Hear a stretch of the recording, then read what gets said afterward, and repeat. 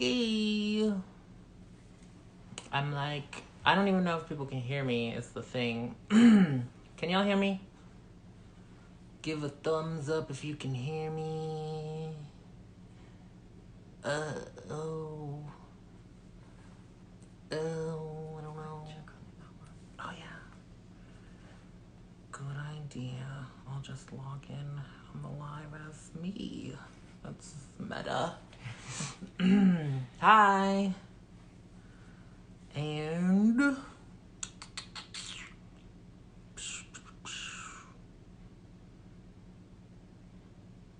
whoa, this is a lot.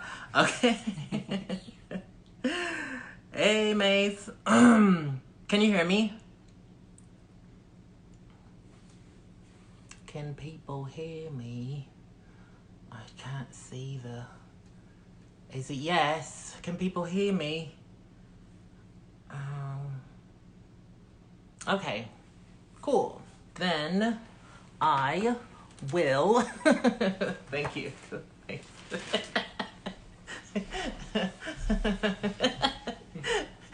Hi everyone. Okay, so I'm going to request that Mase, you actually send me a request, and we're gonna get you on here like really soon. And I'm hoping I know how to do this. I swear I've done it on a number of occasions. Let's see.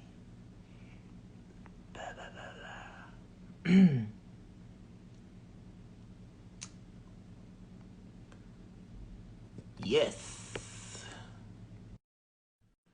All right, y'all.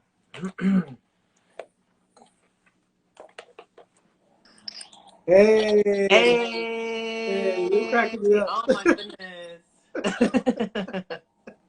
I'm always surprised by your background. It's so great. Thank you. This is like, I think this was $2 at the store, trying to Oh, be, chill. yeah. Okay. Yeah. How are you doing? How's your I'm, day? I'm doing good. It's still all the things I think in the world and in, whatever. But ultimately today, I feel like I'm doing great. How are you feeling?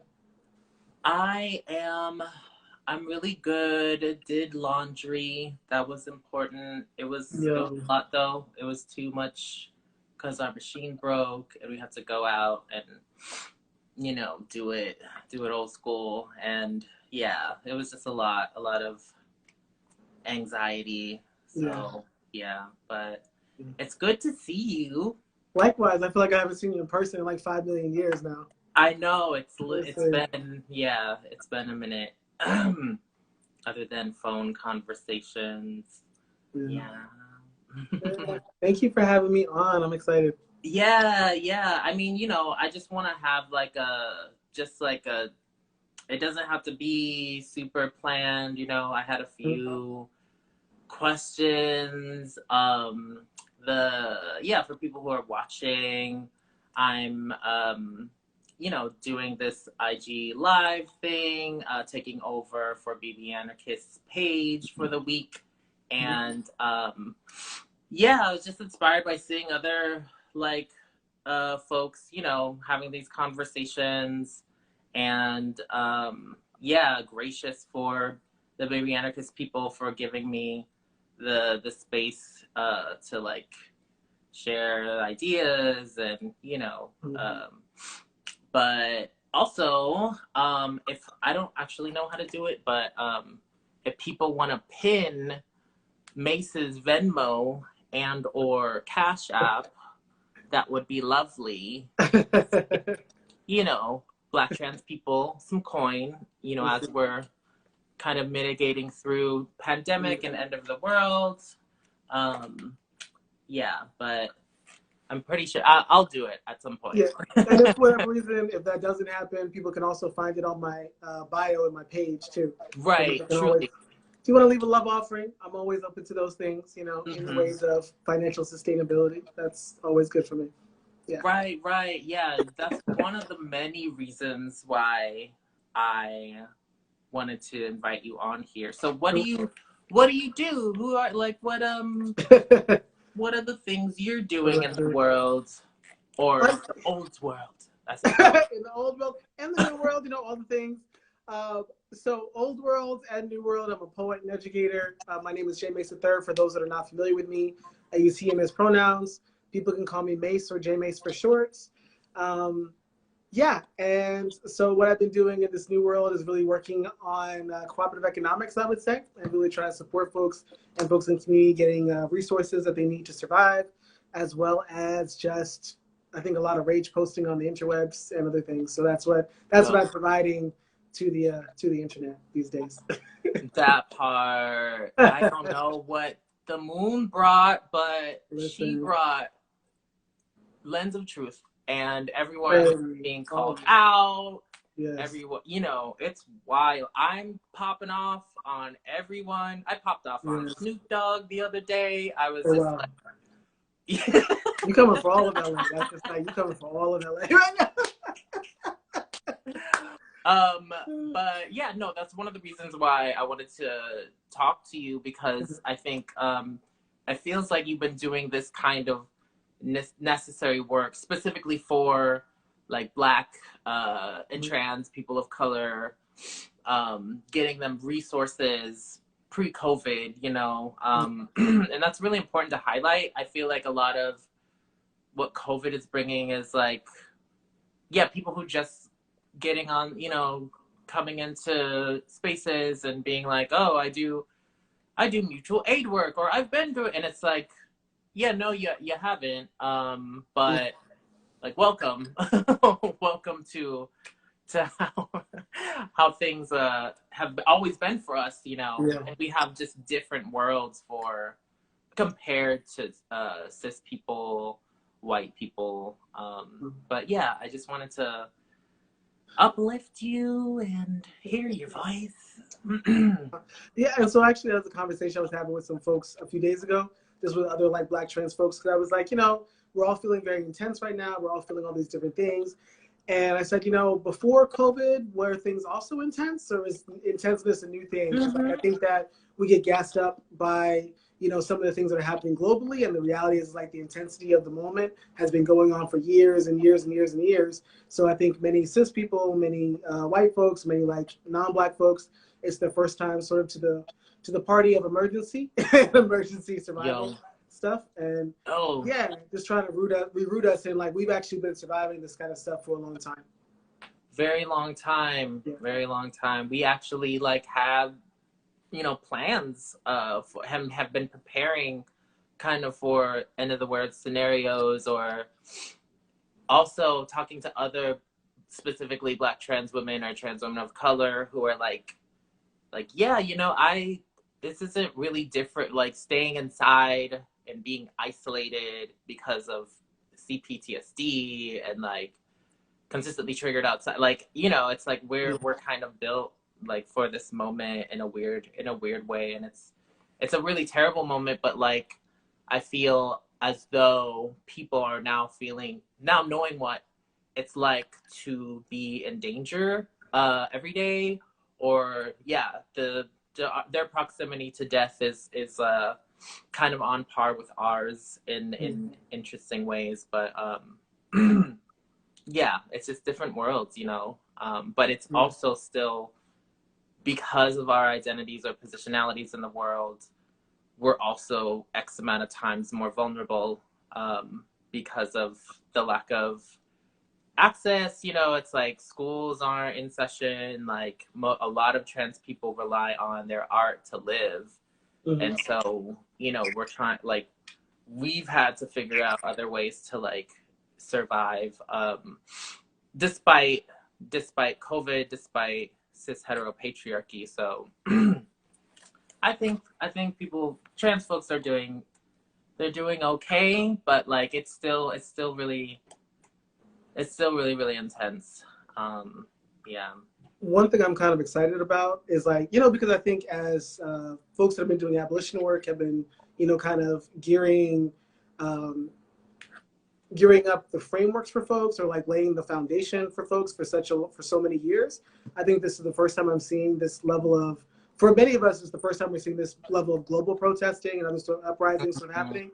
and also I'm seeing some movement of resources that I haven't seen before.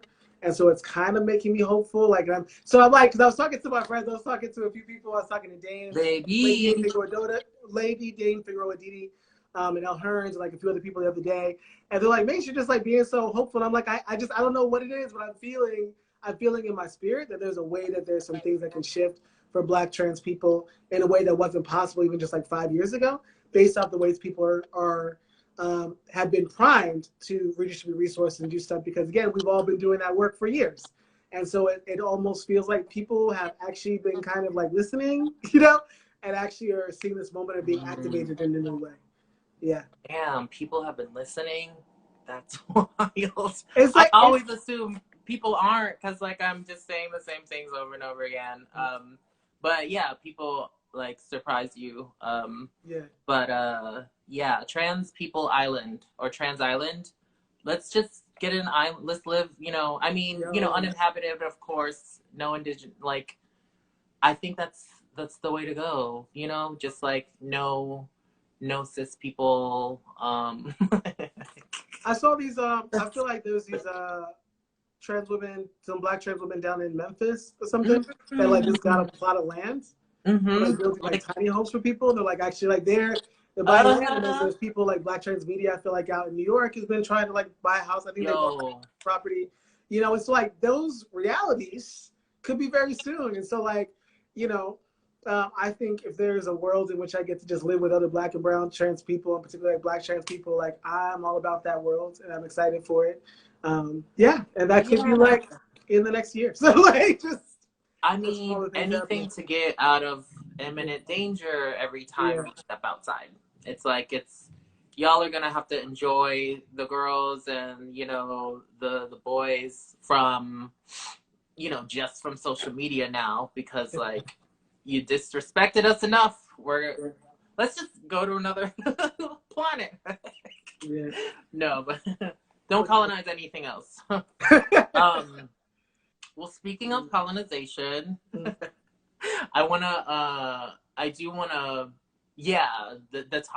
topic that we were kind of hoping to touch on regarding. Depending on how lucid I am today, right? So I'm like, so like people that are watching, what y'all don't know is I've not slept in 2 days. I'm trying to finish up a book project. Just because it's like, like once I get into my zone, I'm like, I'm getting this done. And so it's like, you ever be up at 3 o'clock in the morning, like I just see it. I see it so clearly. I've been going back and forth just writing for like 2 days. I'm like, my brain is Swiss cheese right now. But yeah. Yo, I mean, you are riding the moon waves. I had this really intense speech on the full moon, and then I was watching like Tourmaline's thing regarding the peak, like that was peak experience, and I was like, yup. Like that was not even just like unplanned, last minute chaos speak, and then imminent danger. Like there's just so much going on that I also haven't been getting a lot of sleep.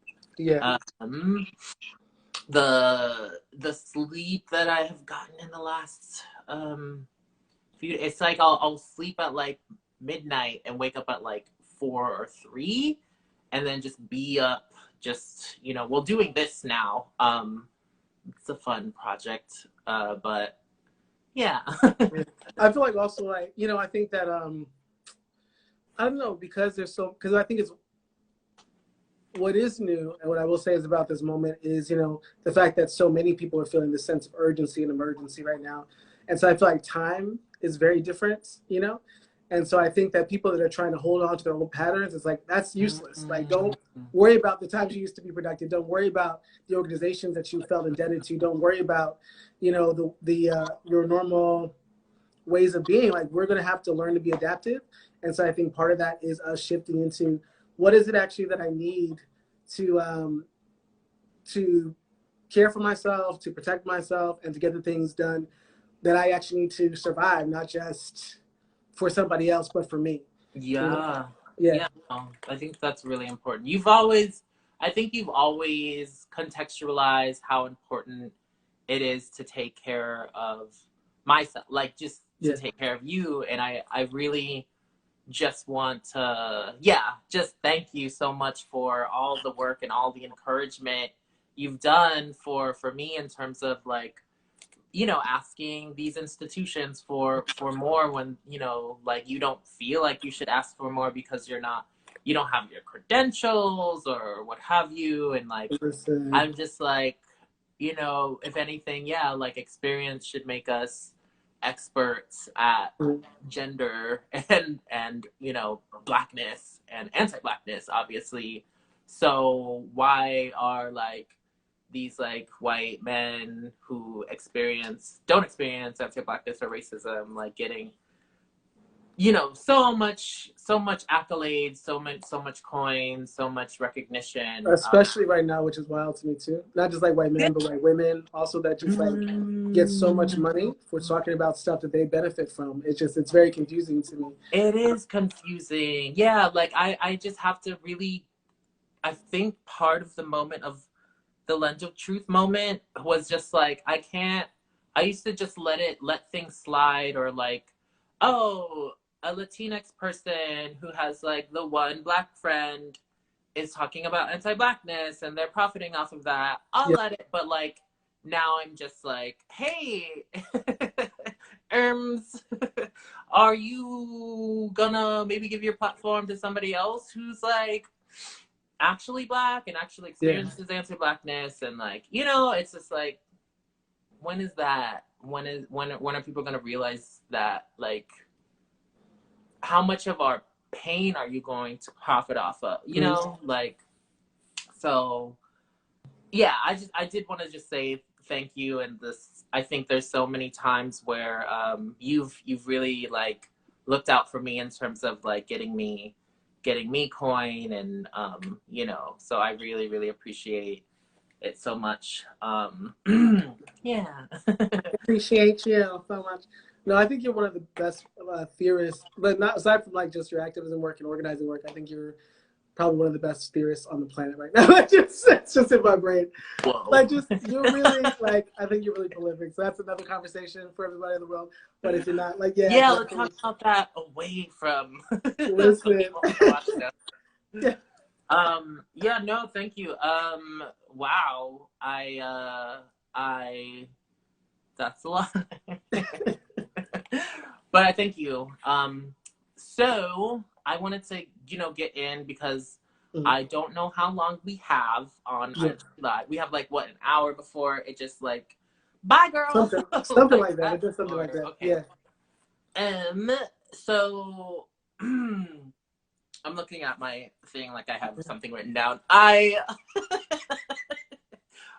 think that we were talking about colonization and like gender. I think like, what is your, like, you are a spiritual person and I'm a spiritual person too, but how has religion shaped your spiritual experiences? I think for me, especially like right now, I think that there's, one of the things I was talking about the other day on Instagram was that, in order to colonize the people, you don't just come up with weapons. You have to like kill the spirit of the people. You have to kill their history. You have to kill their will to connect with each other and their will to get up every day. And so I think there's a lot of people to whom religion and spirituality is not important. Ancestor connections are not important. And for many of us, it's the very thing that gives us the energy to fight for not just ourselves, but future generations and our current elders, right? And so I am someone who was very, like, I grew up in a household where I had a parent my mother who was Baptist, my father was from the Nation of Islam.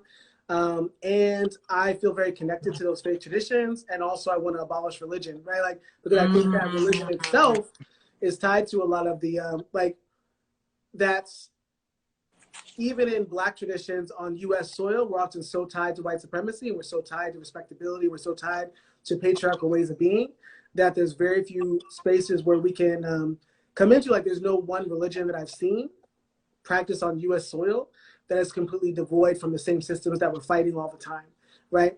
And so it's I think I learned a lot about, like, I learned public speaking. I learned how to community care. I learned, a politic from these spaces. And I don't feel tied to any one particular religious tradition, because like I said, I don't think it's possible to show up for me in my fullness as a Black trans person and just as a Black person on U.S. soil. Like no one tradition does that here. I think what I'm watching, and just like even some of the things that we were talking about earlier, some of the things that come up for me very greatly is the ways that religious-based violence is so much impacting us as Black trans people, us as Black and brown trans people, us as Black and brown people, period, especially in this time of COVID, as I'm watching the ways that people pivot, like when people realize that some things were happening to Black folks, the ways that they were able to turn that into a moral issue, right, about Black people, right? That to me is tied to the ways that we have learned faith, that we've learned religion, that we've learned to see humans outside of ourselves. Yo, I want to echo all of what you just said, just in terms of like how much most all religions are tied to the state or state institutions. And I was just talking to my roommate this morning about like, there's so many when it's not that, I just feel like when they become institutionalized, it kind of takes on the institutional power. And I believe that anything that has institutional power has the capacity for coercion, the capacity for coercive force and power. Like any religion really that lends itself to that kind of statehood or power. I really think that that is where, because we're bred into it. I was grown up Seventh-day Adventist Christian, and a lot of the practices that were in Seventh-day Adventist Christian were specifically very Old Testament of the Bible. I also read the entire whole ass Bible. When I was like, my father made me and my older sisters all read the Bible at very young age. My older sister was like 14 when she read it. Then my next, sister was like, I don't know, 9 or 10. And I was 7 when he like made us read it. Like if we didn't, he would quiz us on it, beat us if like we, didn't get certain scripture correct. Like that kind of like beating this religion into us. So yeah, I just think like what a terrible way to try to instill I don't know, like it's not even spirituality at that point. It's really not. If you're beating your kids so they believe in the Lord or whomever, it's not. It's really not. It's not spiritual. It's disconnected from that. And I definitely think it's related to just when I look at Indigenous practices and Indigenous philosophy and how like that is like learning like Indigenous ways in worldviews. I feel like it's it's just more cyclical and more acknowledging that we need each other. We need so many things in order to exist, whereas Western ways and philosophies and religions are like, I am me because I am not you, I don't need you. It's very individualist. And yeah, I just think it's really wild, like how many people just have to just grow up into that and like they can't really question it. There's no, questioning it means being disowned, being removed from your housing, being beaten. Like that's all very coercive responses to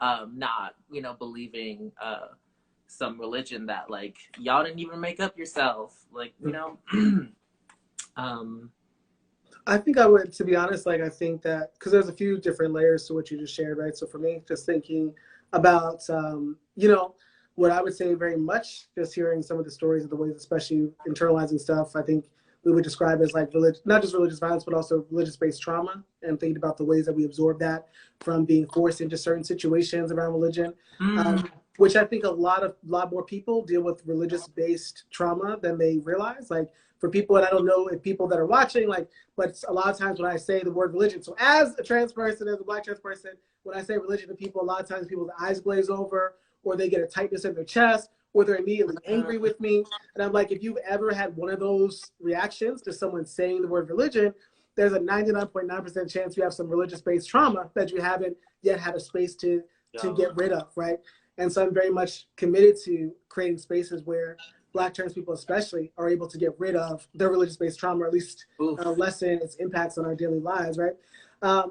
The other thing I would say is, like, I actually don't think it's just Western-based religions. Like, I think that there's a lot of different ways in which, to me, I think the biggest thing is anything that disconnects you or disempowers you from having control of how you connect to ancestor or things outside of yourself, right, is something that's kind of taking your power away, right? Like it's actually, anytime that there is a person between you and what you believe to be your purpose, what you believe to be your motivation, or what you believe to be your legacy, I think is something that is tied to some power structures. Like a lot of times people don't think about, like, I think they can think on some way ethereally about the ways that religion is tied to, capitalism, but like actually thinking about, like, a lot of our religions are a business, right? It is a way that people hold on to land. It is a way that people hold on to money. It is a way that people hold on to like certain gender dynamics and certain power structures, right? And so intentionally so, that to the point that our scriptures are interpreted from that lens, to the point that even people who perceive themselves as experts in a religion many times haven't even actually really thought about what scripture means to them personally, but are really passing down interpretations from hundreds and hundreds of years of people who've been in power already, right?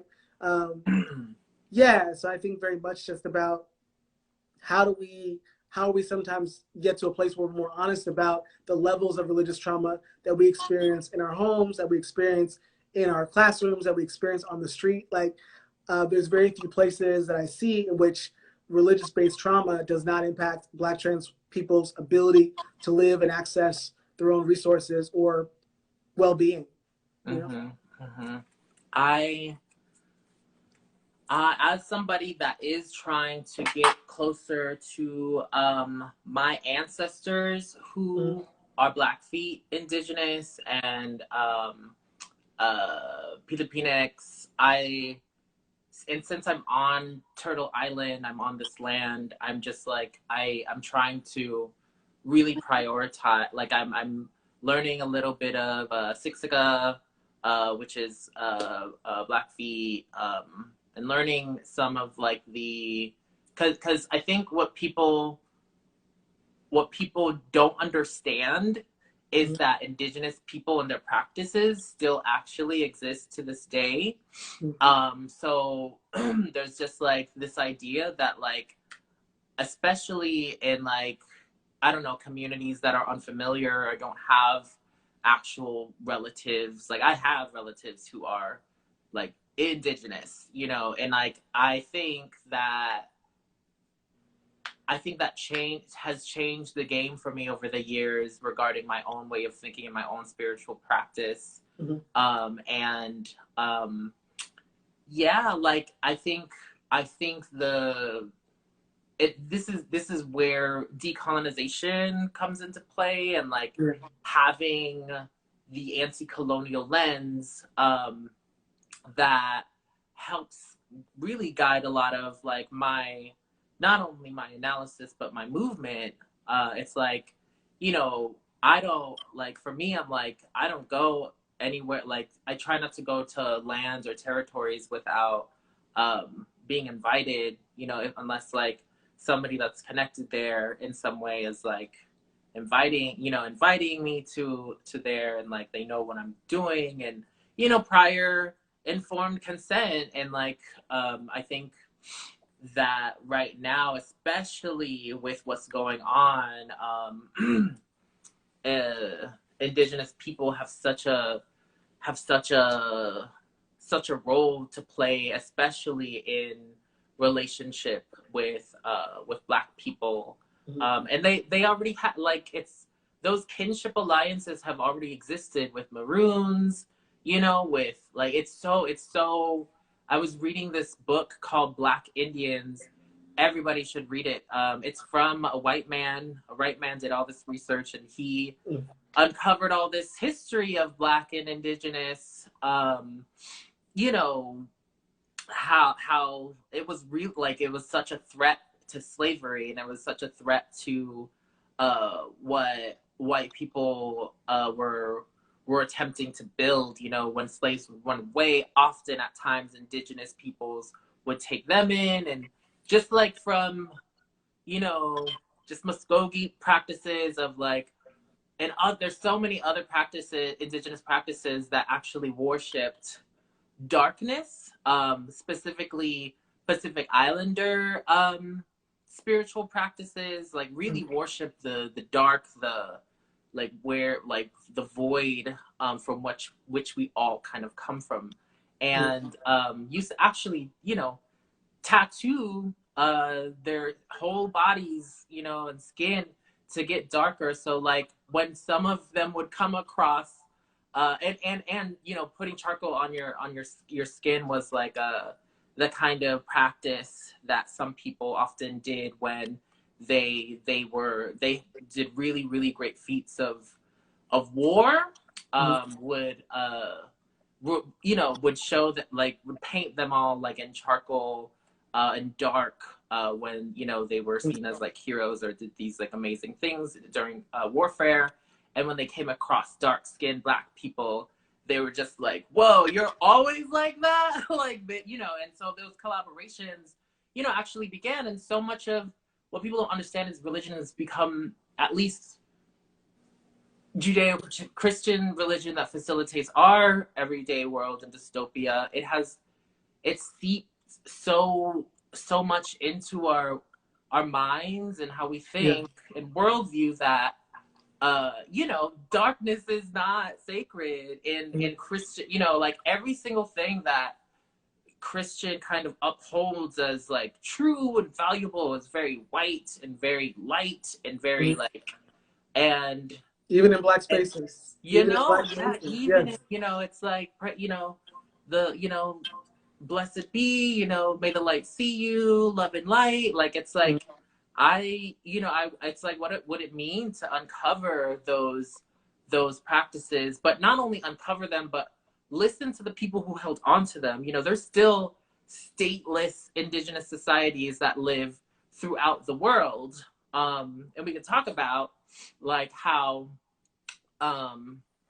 different ideologies and political economies are like attempting for those Indigenous stateless societies to have to opt into, you know, these political economies in order to be seen or heard. And I'm like, or even their religions. And I'm like, it's not, you know, it's like if you need a book, if you need a book to live, that's where I feel like it's like, no, like there's an issue there, you know, like I really believe I want to uplift the spoken word, the traditional, you know, spoken word, like, and practices that still exist. You know, it's not some romanticized notion of like, oh, that was then, like we need to stop, blah blah blah. It's like, no, these people still actually fucking exist,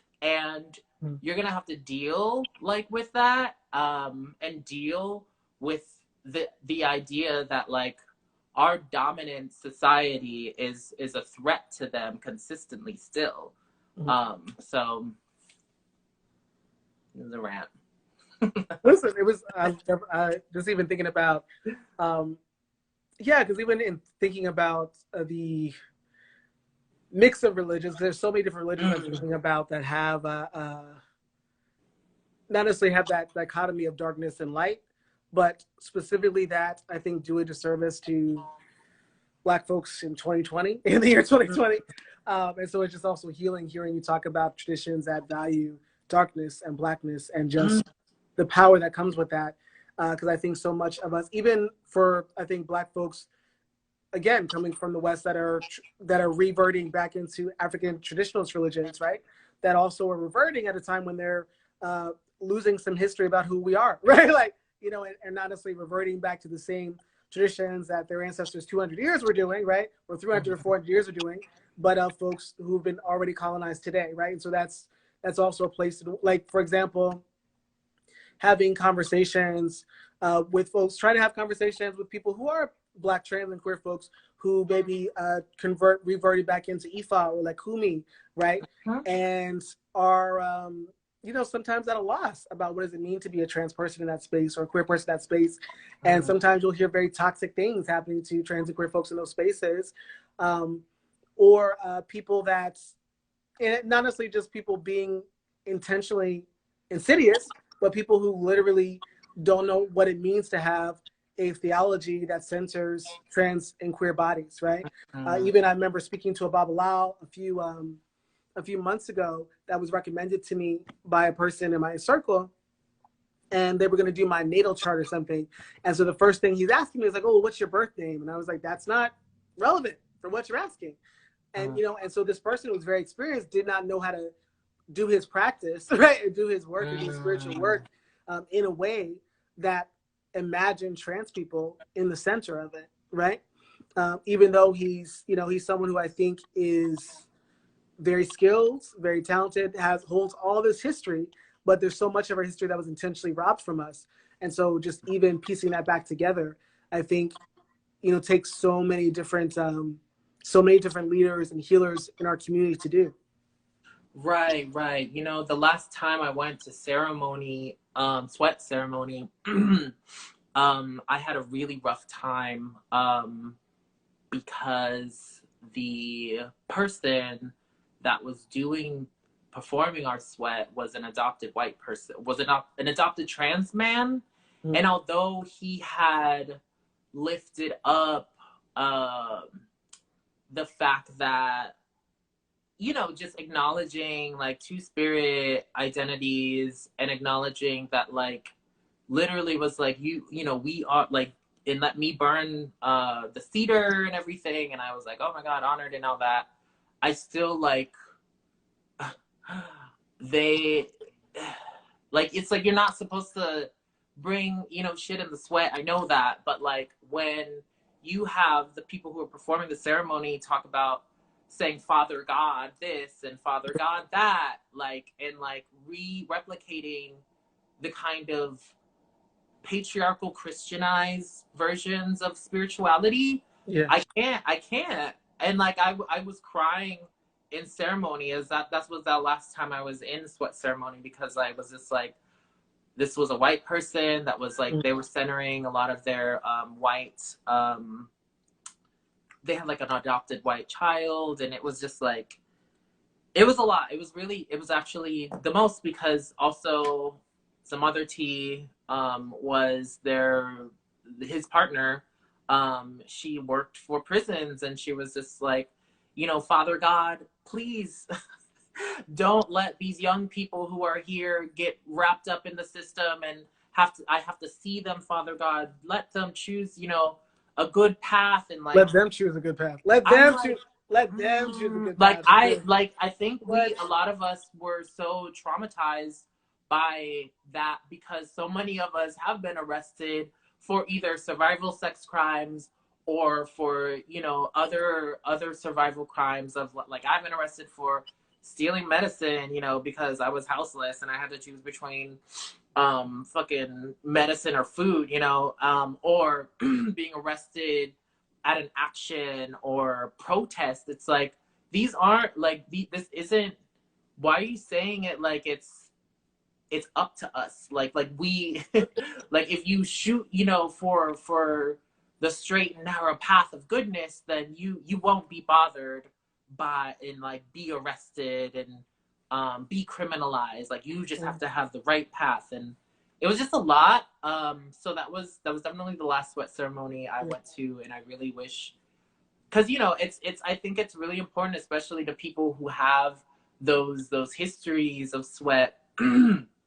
um, and I yeah, like I'm really even more upset that the military or Marines are kind of like co-opting these sacred practices. And I feel like in so many ways, like there are some neo-colonial indigenous peoples that have taught, you know, are giving Yes. these practices Yes. to the Marines specifically and being like, yes, fight for our country. I'm gonna share with you how to do this. And And it's just protect like, you. no, Protect you. like this is no, Like, like what are you doing? Like yeah. they're using it to recover after they're genociding other people on their indigenous land. You know, it's like it's just so much. And that's To the violence of it, right? So because so many of us, I right. think, have learned so many practices that are about being in servitude to our masters, right? Like, and our like, Yo, right? And so we've adopted those practices into every facet of the next practice. So even if we change faith practices, even if we, again, we revert, we do some other things, we're still used to that mindset of like being in servitude, right? That we have to constantly be in servitude to people that maybe give us good lip service and not actually look at the ways people are treating us or operating with us or causing harm to our families or themselves, right? Um, yeah, mm-hmm. I think the saddest moments. There's actually two moments that really hit me for with religion about the ways that I decided to operate with dealing with religion. So one taught me a lot about my activism, and that was I was part of a group of people that became the first queer group to publicly meet with high leaders of the Mormon Church, right? And so we were sitting there and we're talking about because their practice is to kick out young people who are queer and trans and all these different things, right? And so we went and we're sitting there with these people and we're like all wearing the right things. We got our little holy books and shit, and we're all reading scripture and talking about this and that. And we're all using the same words like Jesus and God and all this other stuff. And I was like, huh. Halfway through, I was like, okay, we're all using the same language. But over here, we're talking about sustaining people's lives. And over here, they're talking about consolidating power. But they're just not using the word power. They're using this other thing. Because so it doesn't matter how much we talk about violence or how much we talk about these things, they're always spinning this other narrative, right? And so I think I'm always curious at the ways in which we have been taught not to see what people are saying beyond their direct language, but seeing behind what people are saying. I don't, yeah. And I think we've just, that I'm thinking again about that imagery you shared earlier, but just the ways that we've been beaten into submission with so many different people and so many people that are, that have that control over us, right? And sometimes we walk into it. We just go straight into it. And we just trust that what this person is saying is real. The other, yeah, so that just like shifted the ways I'm like, oh, wow, actually, I don't want to operate inside of these religious spaces anymore. Not because, because one, I actually don't believe that they should be there, right? I just don't believe in anything Truly. that makes this religious practice better because I want to actually create a space where I can be practicing spirituality that might be ecumenical or might be interfaith, or might be beyond faith, or might be whatever else have you, that is not tied to the power structures y'all tied to. The other religious practice that I think I was devastated by was I was on the continent, I was in Ghana, and I went to a church, with folks, and they had banned drums in the church. And I was like, damn, I am in a room full of Black folks, and drums are banned. Drums in my city aren't banned, but drums are banned in the church. And just thinking about, so even kind of going back to the ways that when we, even as Black folks, when I'm thinking about even that revert practice, when we revert into our ancestor traditions, assuming that other folks also on the other side of that ocean are not also experiencing that colonization within their faith practices, right? Which is that's not possible too, right? Like we've all experienced this high level of colonization. Right. Yeah. I've said it before and I'll say it again. Like just there's definitely obviously spiritual practices that live outside of these institutions or these Right. religions.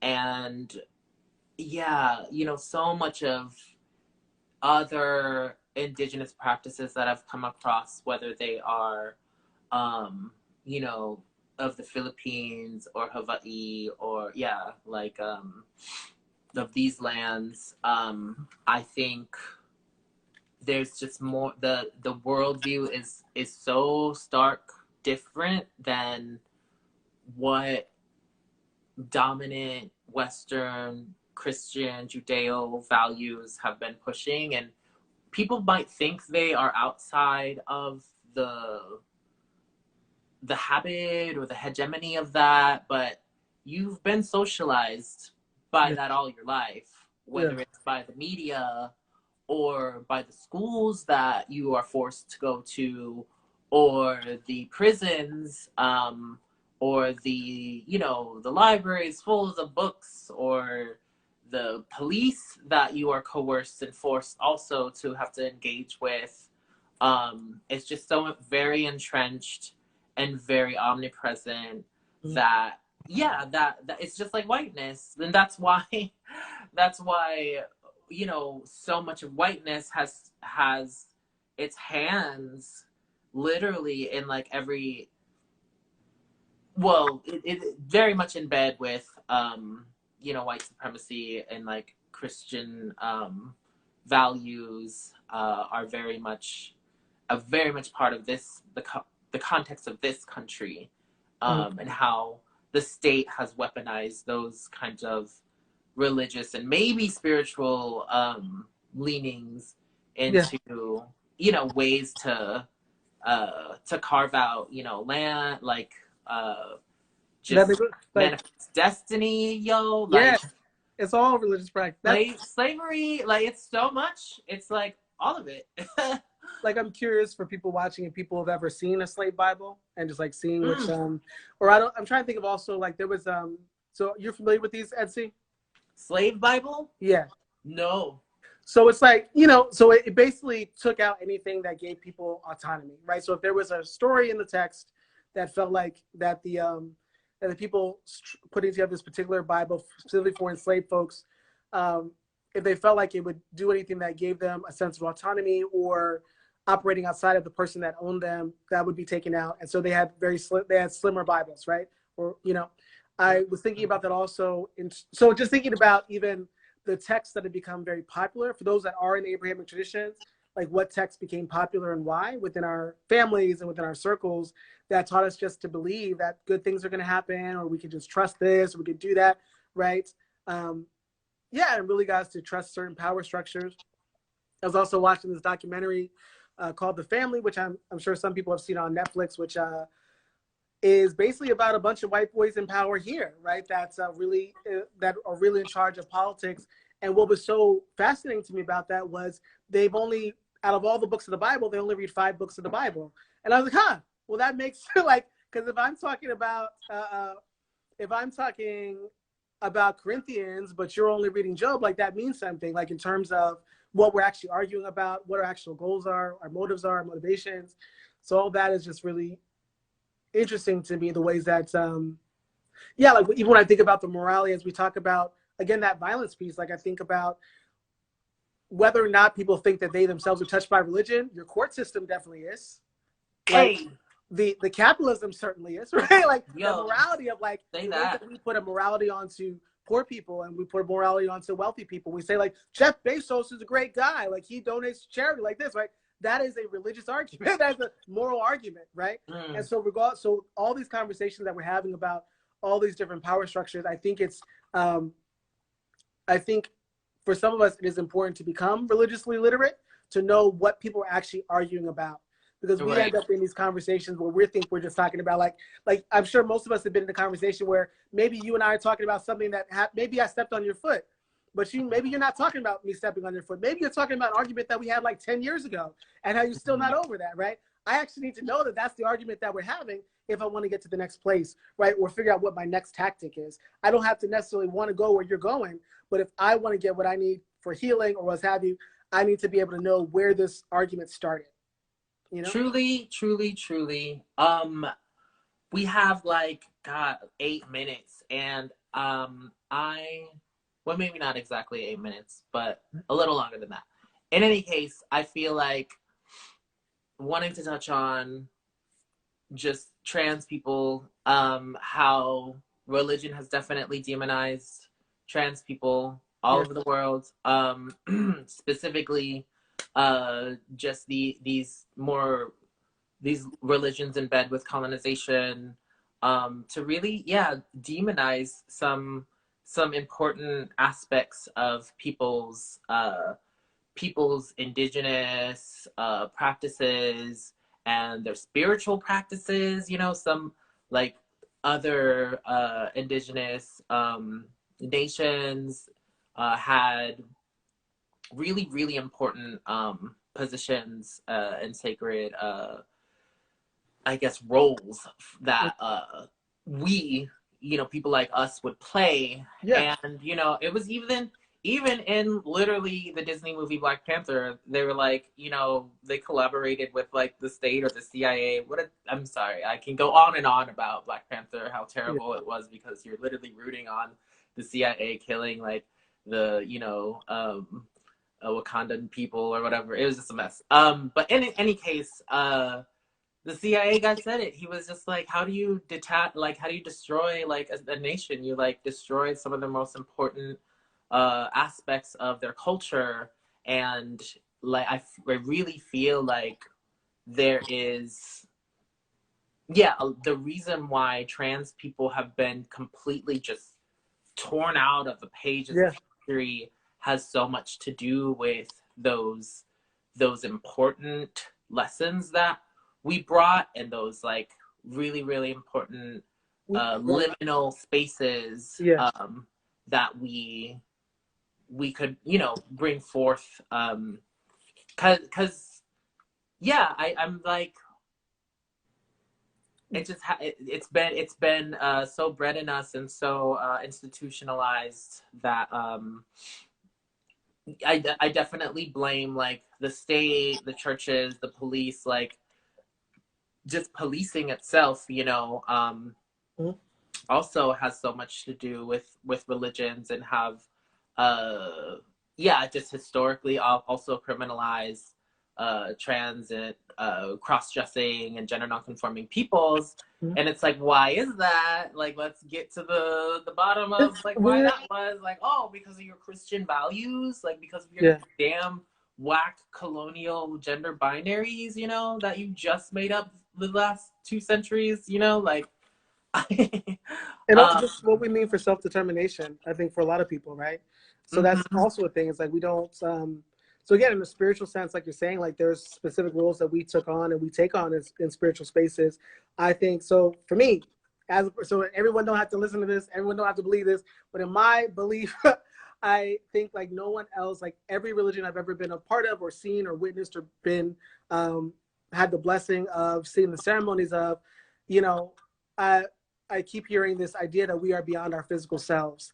And I don't think anyone identifies that more than trans people who say we are beyond what you ordained for us on this life, like from your mouth, from your rules, from your laws, from all this kind of stuff. We manifest ourselves at any place that you can imagine, regardless of whether or not you told us that we could exist, right? And so there is a level of self-determination there that is very dangerous for religious institutions, it's very dangerous for capitalism, it's very dangerous for the government, right? To know that we have an ability to see ourselves beyond what they have said we're allowed to do. So yeah, I think we are hella dangerous. And so people that focus on trans people and that focus on us, they don't know why they're focusing on us. And I think a lot of it is because we represent how much time they've wasted not being themselves, how much time they've wasted not living into their truth, how much time they've wasted not living up to their potential, right? Because we didn't have to wait for that permission. Even when people told us we didn't have the permission, we did it, right? oof, Maze. It's just, It gave me chills. Um, yo, all of that. I think I think people know now. But shit, I mean, you know, we had 8 trans women, and no, 9 now, yeah. in the past like less than 2 months. Yeah. I can't even but all black trans women, by the way, Yeah. at least in my count. I think, yeah, we really have to do some really intense soul searching conversations, spirit searching, to really get, you know, our own people to see this, to see Mm-hmm. us. Because it sometimes it's your own people, you know. And yeah, like skin folk ain't always kinfolk. um I really wish we could talk for way longer than we have. I mean, I'm definitely down to hit you up anytime to have a conversation. But yeah, like I guess the piece of visibility too, like it's, you know, where we become so visible. Yeah. And I think that there is definitely this really fascinating paradox that we're in. It's like, Mm-hmm. I don't know a lot of trans people that aren't kind of like low key famous. Like even the one, you know, even in your like Texas podunk hometown of, you know, wherever the hell, like the one or two trans people in the entire school, everybody knows about them. Yeah. Yeah. And I think like that kind of visibility is it is really dangerous, and it is kind of it's not, I don't think it's the fault of the trans folks so much as the otherness, the othering that people kind of do. And I really do appreciate the kind of the push for people. I mean, I have so many feelings in like Yeah. regarding visibility, or especially around when I say visibly trans and gender nonconforming people. I mean, visibly trans and gender nonconforming people are being murdered by the state, by you know, mostly cis hetero men who you know, are in their feelings about, it's like, what am I attracted to? Like, what are you? You know, it's like I'm it's hard when we have our spaces that we're trying to carve out for ourselves, or like what little resources that we do have outside of survival sex crimes, survival sex work and survival crimes. I think that oh, we have like 2 minutes left. I think that it's really just wild that people aren't I guess, yeah, they're not putting the connection of our oppression with their biases, or not acknowledging like their own internal shit. And then also the piece about, yeah, visibility, and like it's like, if you're not a visibly trans and gender nonconforming person, you Yeah. shouldn't be taking up space in a visibly trans and gender nonconforming, like, what is it, like opportunities. Because like I'm seeing a lot of that. I'm seeing a lot of girls losing out on opportunities because like somebody who's like, you know, a non-binary person that does identify as trans, but they're not visibly trans or gender non-conforming, and that's a whole other That's a whole other. That's a can whole. of Listen, I was like, worms. you trying to start some shit at the very I end. know. You know, I'm like, so sorry. so We have in 50 social seconds services. left, and we're ending this. In social services, we would say that's the doorknob syndrome. Like you got the doorknob syndrome. Like everything is fine. They wait the last 2 minutes to drop some shit. Like on you. Like yo, did you see that HBO show, the I May Destroy You? That's what the first episode was like. It was like the last 5 seconds was like, ah. No, I didn't see it. I didn't see it yet. Okay, well, shit. It's literally the last 5 seconds of the first episode. So I can't, you know, blah. But yeah, no, we should have this conversation. Maybe like next week we can talk about it when when I'm on my own channel or whatever. Yeah. Gotta go. It's gonna end in 3 seconds. All right. Bye.